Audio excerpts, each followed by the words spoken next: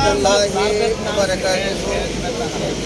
আমরা কুমিল্লা জেলাধীন চান্দিনা থানার হাইকোর্ট নুরিয়া জামিয়া নুরিয়া নাজেরিয়া মাদ্রাসা থেকে আমাদের আহলেবাদ রিজওয়ান দরগা শরীফের পক্ষ থেকে মুফতি আব্দুল রসুল মুফতি নাজিবুল আমিন রিজভী হানাফি ওয়াল কাদি হুজুর কেবলা মুফতি আহলেবাদ রিজওয়ান দরগা শরীফের পক্ষ থেকে আমরা এইমাত্র আমাদের ঢাকা প্রেস ক্লাবের সামনে ফিলিস্তিনের পক্ষে কথা বলার জন্য উপস্থিত হয়েছি।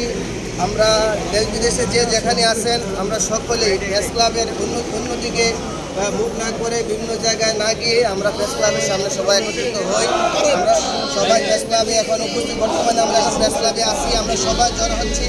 আপনারা সবাই এখানে চলে আসুন।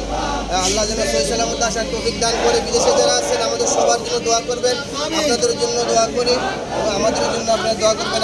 আমাদের আকাবের যারা এই আজকের আয়োজনের জন্য জীবন বিলিয়ে দিয়েছেন আল্লাহ, আমরা তাদের জন্য দোয়া করি, আল্লাহ যেন তাদেরকেও কবুল করে। আমি নামাজ আসসালামু আলাইকুম রহমতুল্লাহ। সম্মানিত উপস্থিতি, আমরা আজকে কুমিল্লা জেলা চান্দিনা উপজেলা রিজভিয়া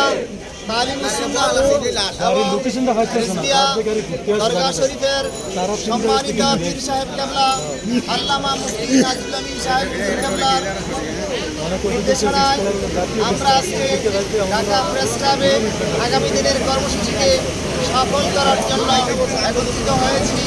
যারা এখনো রাস্তায় রয়েছেন আপনাদের প্রতি আহ্বান, আপনারা প্রেস ক্লাবে চলে আসুন। আগামী দিনের কর্মসূচিকে আমরা যারা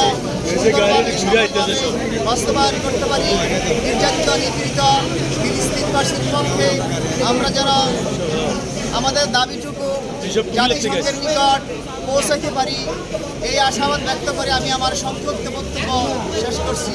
আসসালামু আলাইকুম ওয়া রাহমাতুল্লাহি ওয়া বারাকাতুহু।